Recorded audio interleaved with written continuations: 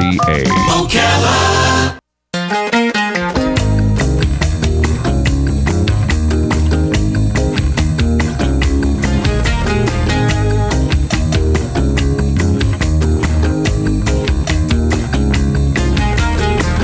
All right, 25 minutes before 11 o'clock. Thank you for tuning in this morning.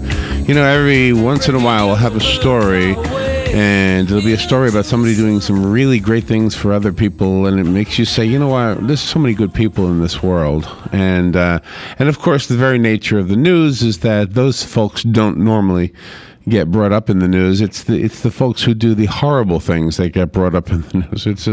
It's kind of a strange thing, I guess, about us as human beings, is that the awareness we have of bad things seems to be greater than the awareness we have of good things. Yes. We don't spread the news about somebody doing good things. I mean, maybe if in a small way we do.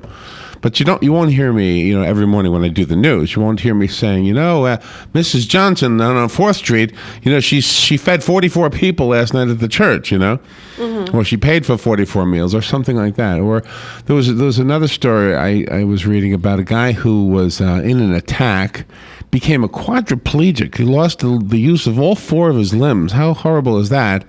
And in order to help people, which is what he had done prior to the attack. He was helping people. I can't remember at what extent, but he started some kind of a magazine. And just with that magazine, he was able to reach people who also had been victimized and was helping them through the words and the articles in that magazine. Yeah. It's an amazing thing how communication can even help anybody in the first place. Our next guest has done some amazing things, and in the amount we've spoken to her, she's been with us before, but she has such a sweet spoken voice, and yet she's gone to hell and come back as well. Pamela Koefoed is on the phone. She's the director of the Court-Appointed Special Advocates. She's a child advocacy which is a child advocacy program in Eastern Oregon. She is a survivor of child abuse. It says here, listen to what it says. It says, what do an explosion, 4 house fires, fleeing from toxic chlorine gas, and escaping an attack by a knife-wielding assailant mean to author Pamela Koefoed? Each of these events, part of her early childhood, are depicted in her memoir, which is what we're going to talk about. The book is called Joyride, Life, Death, and Forgiveness. And my goodness, Pamela Koefoed. Good morning, Pamela. Good morning, Larry and Robin. It's a pleasure to be with you. Where are you right now? I'm in Sacramento, California, and this is actually where the context for Joyride, where I grew up. This isn't my home right now. I'm visiting family from my home in Oregon. Oh, wow. Well, thank you for getting up early to be with us all the way on the West Coast, and thank you for bringing this story to these airwaves. You're welcome. What is your experience with sharing your experience? In other words, how... I know it does. I know it helps other people, but how does it help other people? I think that first of all, child abuse, just like domestic violence, like domestic violence, is a very ugly topic. Yeah. Most of us don't want to hear those stories because they grieve us. They anger us in a way that possibly no other topic does. And so I believe that as I share my story, that as people listening, those who, especially those who haven't experienced abuse or they don't personally know of somebody who has survived the kinds of experiences that I have, it helps them. I think it helps them on a level of empathy. It helps them to, maybe their hearts become softer, helps them to be more aware that we can talk about these stories. And I think for people that have been abused, they're connecting with me, and they're realizing, there's hope. I don't have to stay a victim. I can walk the path of wholeness. Pamela has done it, and since she's done it, and I know there are lots of other people who have also walked this path, I too can walk that path to wholeness. And I also think it contributes to the work of advocacy. The CASA program is a national organization. And I believe that as I share my story, in fact, what we're seeing as I share my story is that more people are becoming involved in the CASA program. And so that's very, very exciting. Anything we can do to help children and help families to become healthier is very much worthwhile. Aside from the ability to live your life and not be afraid to simply go out, not be afraid to, if you were sexually abused, not to be afraid to date men, normal men. There's got to be something else that happens for an abuse victim that is helped by knowing that other people simply care. I'm just trying to figure out the mindset of that and the psychology behind it. Right. Well, certainly there would be that. Certainly there would be that hope that's instilled and that encouragement that comes from seeing somebody such as myself. I'm very grateful that I didn't follow in the steps of my mother, that I didn't follow in the steps of my grandparents, that there are options, there are choices. Just because we're born into one environment doesn't mean that we're going to continue to live in that environment. Yeah. We, as adults, we're empowered to make choices for our lives. And I think that that's a message of hope, that when people see me standing on a platform giving my message, or they hear me on the radio, or they read Joyride, or it's just they've contacted me because they've read Joyride and they're just amazed, and they're filled with hope. I think that really just helps people believe for themselves. Belief is part of the victory. What we believe, we will probably walk out about ourselves. And so if we believe that we're victims, of course we're going to live that victim mentality, and we're never going to rise above our circumstances. We're going to live in the past and continue to allow that pain to be like an unhealed wound in our souls that festers and troubles us. So tell me about that mentality just for a second, and I'm curious what that does for somebody who doesn't let go of it, somebody who still believes that I am a victim, they have that victim mentality. Does that person have a level of self-esteem that is less than what it should be? And does having less self-esteem attract people to that person that will harm her again or him, regardless of age? Are we designed in such a way? Maybe I'm asking you to answer a very psychological question, but do we attract people to us because we believe we deserve them? Well, that's a very valid question. I know that we do attract the sort of people to ourselves that we are, or our belief systems do attract people. So I think that what you're saying is, what about the woman who's been battered in her first marriage, and then she ends up with a bum that's just like her first bum, and then a third bum just like the first bum, and there's re-abuse and there's re-hurt. What's going on there? She needs to change on the outside so that her life can change she needs to change on the inside, so her life can change on the outside. And that change begins with what we believe about ourselves and our circumstances. For instance, I don't look at the terrible, awful, horrible things that happened to me and think, woe's me. I used to, in my 20s especially, in young womanhood, I used to, and there's for people that have been victimized, there's kind of an empowering, and they don't realize they're doing it. They're feeling powerful when they're in self-pity. But really that's a lie. That's a deception. That's not the kind of power you want. You're just milking those wounds, and there's something sick about that whole thing. But when we're able to step out of that and look at our experiences, okay, these things happen to me. My first step of healing and freedom is accepting that they happened to me. They're not a part of me. They don't identify who I am. That's not my identity. But now they can become tools in my tool belt to help other people. And when you have that kind of perspective, it takes you from being a victim to being somebody who can help others, reach out to others, and be victorious over something that was very horrible.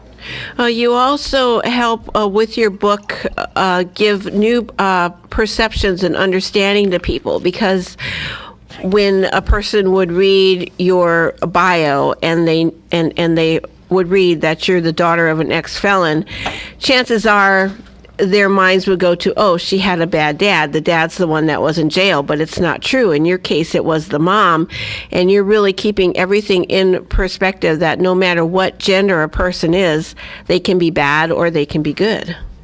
That's correct. Yeah, that's absolutely correct. It horrifies us when a child is abused, But I think it doubles that horror when we realize it was a mom. It's like, oh my gosh, moms, they have all these incredible instincts. How could a mom do those kinds of things? Well, moms and dads are both human beings, and people make mistakes. And I just want to clarify that people who abuse children, this is a hard thing to say.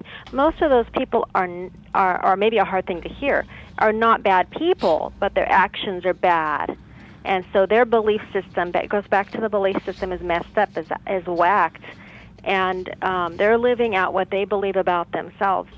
And overwhelmingly, the majority of abusers are addicted, as my mother was addicted to alcohol. Most of the abusers are addicted to alcohol or drugs. And somehow you were able to rise above whatever could have been ingrained upon your spirit or something. You were able to rise above that, so you could not only be a better person than might have been otherwise, but also to write a book to help other people do the same thing.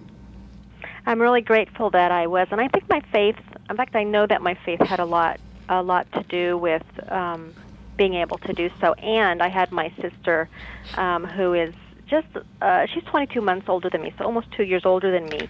And we clung to each other, but I especially held on to her for that incredible, horrifying ride with our mother. And I just know I could not have made it without faith and without my sister. How are you doing now? What's your life like now?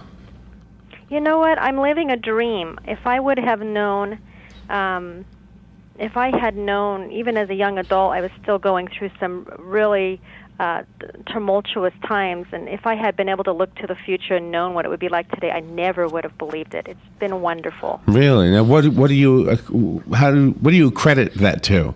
Was it just your own hard work? Was it sheer luck? Or was it a blessing from God? What was it? You know what? I credit it to several things. We all have choices. We're all on a path. And the path we're on, we're born into a path, obviously. And I was born onto a path of alcoholism. My mother was an alcoholic. My dad has an addiction to alcohol. My grandparents on both sides were addicted to alcohol. Many other relatives also had this addiction. But as a young adult, I made the decision that wasn't the path I wanted for my life or for my children. And so it goes back to belief system. And the second thing is I had a strong faith in God. And, having that faith, I'm not an overly religious person, but I love God with my whole heart. And even as a very small child, and I don't know where it came from or how I learned to do this, I would talk to him. And that having that kind of a lifestyle, having that as became part of my survival, for instance. And I would talk to him at night and tell him my pain and get rid of some of that pain. I think that's really important to do. And I carry that on with me into adulthood. And plus having my dad came into my life when I was a young child. He disappeared when I was an infant. He came back into my life when I was a small child. He rescued my sister and I when I was about 12. No parent is perfect, but he was a wonderful, loving man. Still is. I'm so glad he's still alive. He was very helpful. And my sister. Again, my bond with my sister really contributed to how well I recovered. I remember walking into, a youth offender program and seeing on the bulletin board a poster that said, "God don't make no junk," or something like that. Yeah. and it was a message, I guess, for the kids who were there to say, that's right, God don't make no junk. And I was thinking to myself at the time, and I've always thought about when I remembered that poster, that if you are a juvenile offender and you've been locked away and you've only been on this planet maybe 14 years, let's pick a 14-year-old, only on the planet for 14 years, and you're already incarcerated, there must be some sense within you that, well, I must not be worth what all these people I see on TV, all these people doing wonderful things out the window here. I just don't deserve that. That's not mine. And the workers there is where I'm getting with this. They must have to have the ability to rise above what society thinks too. Because in order to try to shower a young person with love, so that that person can perhaps be rehabilitated in the truest sense of that word and become a normal person or have a normal life. I know nobody likes the word normal, but I guess we all know what I mean. But you know, I think the love that has to come in some form from people who wouldn't even know you had you not been in trouble. That's got to be a pretty profound job. Those people must be angels as much as any hospice worker or any hospital worker, you know? I think you're right. Those people are amazing. That's for sure. So I'm guessing they're the ones who perhaps could have your book, just like they have that poster. Put that book in one of these places, and you know, you never know how many kids might read it, or maybe the workers will read it and be able to kind of help express the sentiments that you've put into your book. We would love to see it in places like that. We also think it's good for recovery, you know, just recovery, all kinds of recovery. And I want to just say to, you know, like I said, I began by saying that when listening to somebody tell their abuse story, kind of, it has this very troubling effect on us. You know, we want to run the other way. We don't want to hear it. We don't want to see it. We don't see that in the news. We don't want to read a book about it. But what I just want to say real quick is I wasn't sexually abused. I wasn't beaten. And so I'm very grateful that I wasn't. My heart goes out to those who were. The abuses I went through a threat of harm. My mom placed my sister and I in very dangerous situations, and I was severely neglected and eventually abandoned. It's horrible. It's the fact. That's what happened. I write about it in Joyride, and I share it in a way that it reads like a novel, and so it's an easy read. And I'd love for people to read it so that they can connect with a large population of our children and even adults and people who were kids and now are grown, and they are carrying these kinds of experiences. It helps us to connect with them and relate to them. Was there any adult in your life that was witness to this kind of abuse and neglect? And if there was, why didn't they step forward? Because we hear news stories now where children are locked up in closets and neighbors just kind of ignore what's going on in the house next door and they don't report anything wrong. Mm-hmm. Yeah, I want to take those neighbors and spank them, don't you? Yeah. Yes. We children that grew up as my sister and I did in very dysfunctional homes. I think that we all have some dysfunctionality in our home lives. You know, nobody has it perfect, but we were in an extreme situation, extremely dysfunctional. There was this conspiracy of silence, and we knew that there were certain things that we should never do. In fact, if we did them, my mother never spanked me. She didn't believe in spanking children. She spoke to us like adults. She believed that children could be left alone. She began leaving me alone with my sister when I was an infant, and my sister was 3. So if you can imagine that kind of thinking, it's really whacked. And so we learned that we never talk about certain topics. She had also let us know about a family of children that was removed from their home by CPS and how horrible that was, and that Child Protective Services could come in at any time in any family and rip the kids away from the parents. We should always, when she was gone, keep the door locked, never answer it to strangers, and never tell anybody what that was going on so that we wouldn't be ripped away from each other and ripped away from her. And so we had this fear. I talk about that in Joyride. There's this underlying current of suspense and fear that at any moment CPS might come in and split us up, my sister and I. By this time I had an infant brother, so split us, the 3 of us up, and take us, and we never see our mother. And this is what people don't understand, the bond between children and their moms in particular, or whoever was the main person that they were with as in infancy until they were maybe 3 or 5 years old.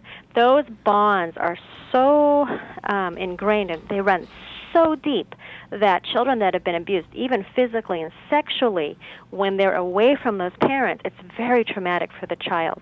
And so there's the idea of being separated from my mother for long term was nightmarish to me. I couldn't even fathom the idea. I didn't want it. I would rather go without food, which I was, without clothing, which I was. I'd rather have my mother drunk all the time than to be in somebody else's home where those things where I wasn't subjected to that kind of abuse. What was your mom's story? What happened in her early days? He was that conspiracy of secrecy again. She seldom talked about things that were painful or her own failures, and that's really typical in this kind of a situation. But what I know is that, and this is her testimony, is that her mother sometimes mistreated her. So my Nana sometimes mistreated my mother, especially when she'd had too much Ripple. And, oh yeah. Yeah. And then my grandpa, my poppy, just kind of really spoiled her. And when she turned 18 years old, he gave her a 6-pack of beer for her birthday, and I guess told her to have a good time. So she grew up in that kind of a family, that kind of environment. So I'm sure it instilled a lot into my mother. She and my dad divorced when they were 22, and I was just a few weeks old. Oh my goodness. So she became a single parent. She was 22. She became a single parent. It was her choice. She wanted him to leave. She said she was bored with the marriage, and I figured bored with being a parent. And she was very immature and had bitterness in her heart, and bitterness attributes to all kinds of problems. And she I don't know if she ever did forgive her mother. And so we hold on to and harbor those bitterness and unforgiveness. It actually is a poison inside of us, and it changes us. It changes our brain structure. Neuroscience has shown this. That changes our behaviors. It changes our attitudes. And so she held on to this bitterness. You mentioned my grandmother's name, and my mother would just fume. You couldn't even say the word Nana around her because her whole demeanor would change. And so that was another word. We learned what words to avoid and what topics to shun. And talking about my grandmother or her childhood were topics that we seldom ever mentioned. And when we did, we might get a kick under the table or glaring. Really? Some kind of glaring expression for her. So how was the process of forgiveness from you to forgive your mom? Was it like all of a sudden an aha moment? I think forgiving her will help me, or was it a slow process? It was ongoing. For me, it was ongoing. For my sister, it was harder. My sister was just that much older than me, so I think that she was able to come to conclusions a lot quicker than I was. I didn't think too much about, my mother did this, and because she did this, and this happened. I didn't equate all that until I was a young adult, and I started to think about some of the things my mother had done. I was actually holding my firstborn child, loving him, rocking him, and wondering, how in the world was Mother ever able to leave us? How in the world was she ever able to do the things she did? I couldn't find any reason for why a parent would do that to a child, and then it dawned on me, well, that was me, that was my mother, and I could start to feel bitterness. At the same time, I was growing in my faith, and I had begun attending a church, and I was learning some truths about unforgiveness, that if we hold on to and harbor a grudge, that it harms us, and so forgiving the person who's hurt us or a loved one is actually very empowering. Victims of abuse feel powerless, right? But if you forgive, that's something that you do based upon your will, and it's a very powerful thing to do. But it is for our own benefit, and I really got that when I was in my young adulthood. Pamela Koefoed is our guest, and the book is called Joyride: Life, Death, and Forgiveness. It's a memoir, and let's see. I went to the website. What is the website for the book? Oh, the website is really easy. It's books, plural, books.com. Books, so plural, okay. Books, plural. So it's www.joyridebooks.com. Okay. Maybe that's where I made my mistake. I put it as a singular. Okay, there it is. Okay.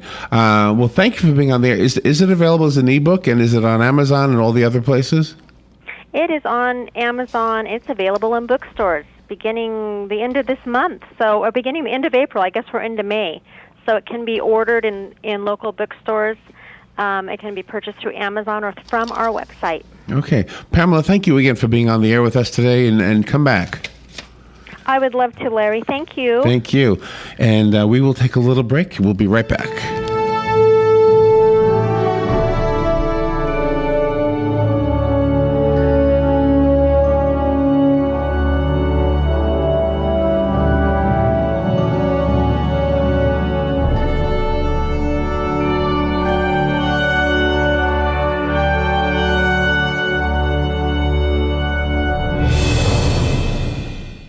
Broadcasting from the Paddock Mall Studios, this is WOCA, Ocala, Gainesville, The Villages, 1370 AM, 96.3 FM, The Source.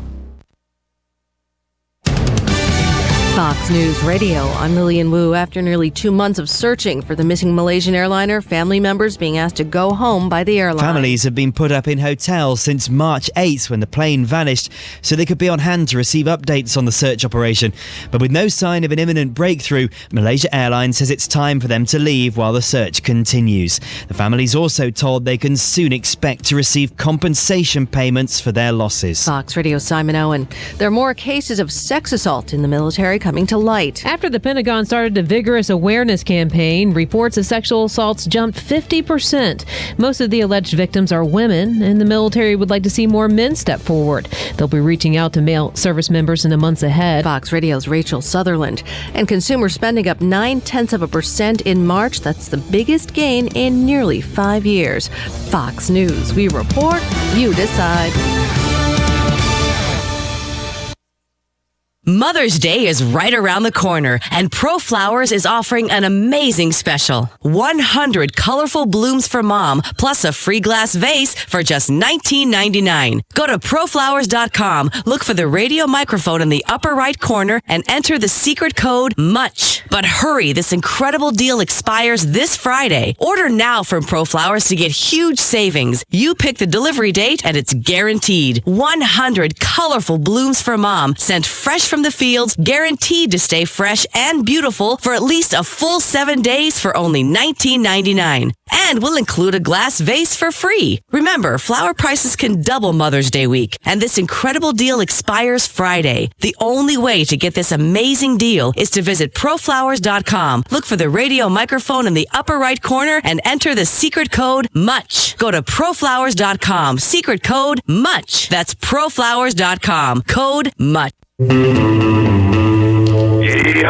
Howdy, folks. RL here to invite you to DQ. Dairy Queen is serving the crispiest, juiciest, most tasty chicken tenders, all beef chili dogs, and quarter-pound cheeseburgers on earth.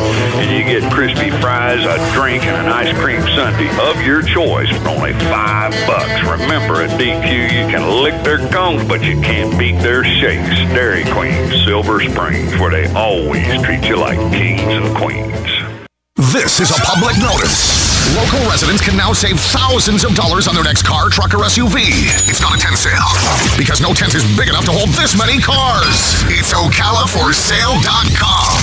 Say goodbye to sticker shock. OcalaForSale.com has thousands of vehicles with no stickers at all. But hurry, don't walk, don't run. Just sit down and log on to OcalaForSale.com. Prices and inventory change daily. Offer does not include dealer upcharge, undercutting, rust-proofing, factory surcharge, or delivery fee. See website for details.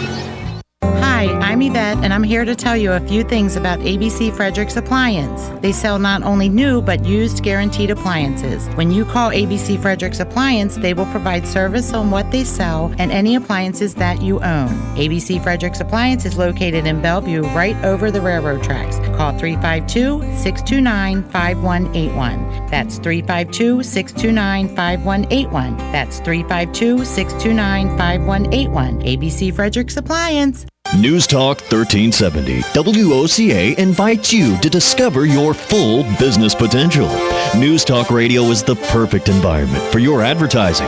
WOCA's News Talk format pinpoints information-hungry, better educated, high-income adults. So use us to talk to them. Call 732-8000. 732-8000. We're Ocala News Talk Radio. News Talk 1370 WOCA.